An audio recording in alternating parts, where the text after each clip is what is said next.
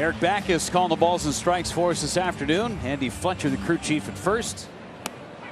Ooh, inside corner called strike 3. Throughout this game, you can tell neither team is happy with little things here, little things there. They're the correct calls. That was a great pitch. Jesse's getting close to having a short day. Winker's yelling from the dugout. No ejections of the players at all.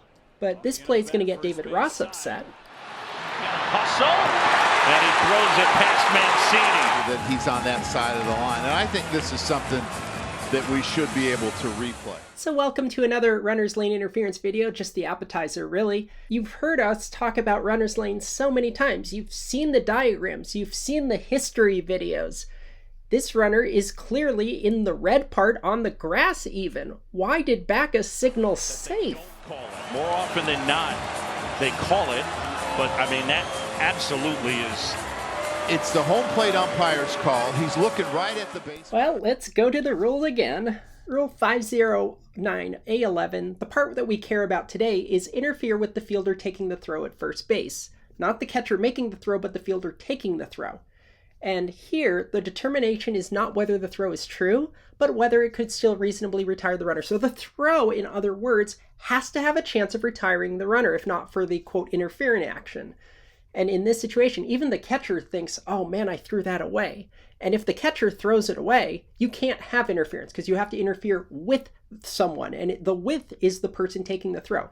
This is different than in college and high school. In college, for instance, if it alters the throw of the fielder, that's runner's lane interference. But in pro ball, that is not the case. It has to be a quality throw, wherein quality simply means can reasonably retire the runner. If the throw can't reasonably retire the runner in pro ball, the runner can theoretically run all the way to the pitcher's mound and still not get called for runner's lane interference. To me, it's a silly rule anyway, because yes. What do you expect a right-handed hitter to do? As for the throw itself, it ends up in the runner's lane, so it's up to your personal judgment of what is reasonable or not. Could this fielder have gone for it or not if the runner wasn't there? The catcher's reaction tells me he thought he made a poor throw, but it's a judgment call over whether you think it could have reasonably retired the runner. This is a rules difference between the levels, why they think that pro players should be better, and this is not reviewable because it's a judgment call. David Ross continuing to argue with Erich Bacchus. Probably a hit and an error. No ejections just yet. Ross goes back, but there will be, I promise. Go to the 9th inning. Morel is the batter, and oh, you're going to love this. They just rang him up for a pitch clock violation. And Morel has struck out. With the 2-strike count, Morel isn't ready and alert to the pitcher at 8 seconds, and that is a pitch clock violation. Strike 3, you're out. Brewers time to tie the game. They tie it, we go to extras. Wild pitch. After the runner advances to third, now the fun begins. Gonna miss. Harner singles home Bellinger, and here's the ejection at bat.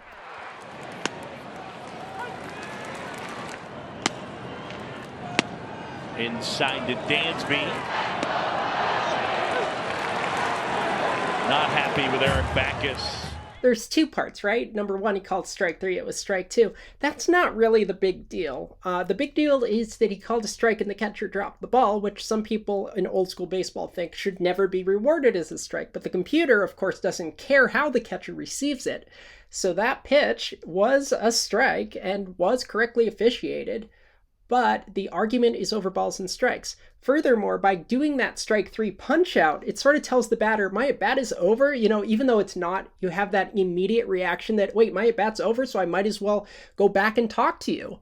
And so that it leads to that instigation, that little confrontation behind home plate. Bacchus actually immediately realizes it's only 2 strikes, but it's too late. Swanson cares more about the location issue than the 2 versus 3, but Mike Napoli at first is a different story. Napoli frustrated with Andy Fletcher for some reason. Maybe. Base runner chirps the plate umpire on the strike call. Fletcher comes in to warn. Assistant coach gets involved. Umpire says, I warned. Coach says, F your warning. Plate umpire F'd up. There's an ejection. Napoli says, F you. Gotta buy this guy a thesaurus. Batter still arguing, and this turns into a complete cluster of stupidity. Fletcher and Mike Napoli getting into it.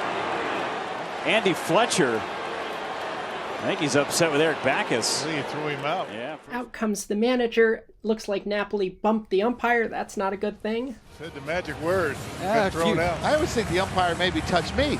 He got too close to me. Right.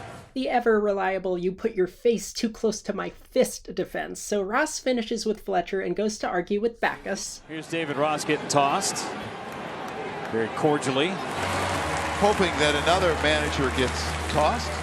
Ross goes over. Bacchus is like, "Are you really going to argue balls and strikes?" Ross says yes, he wants to get tossed over this. So Bacchus obliges, and we're getting a strike argument out of a correct strike call that looked terrible because the catcher dropped the ball. In these conversations, can I ask you this? Oh, yeah. Do you ever get "you're right"? No. I mean, in this situation, why would you? But Andy Fletcher's like, "I really have to deal with this again? All right." I was never able to stay that calm. Give Rossi a lot of credit. He was talking about the strike zone with Eric Bacchus, I'm sure. And he got run on his way back to the dugout. Because sometimes I was embarrassed by some of the things that I did. And you're hoping that someone else kind of takes over for you. And a strike. It's strike 2. Anyway, back to a 2-strike count. Let's just close out the at-bat. Struck him out with a changeup. All that. Nice changeup.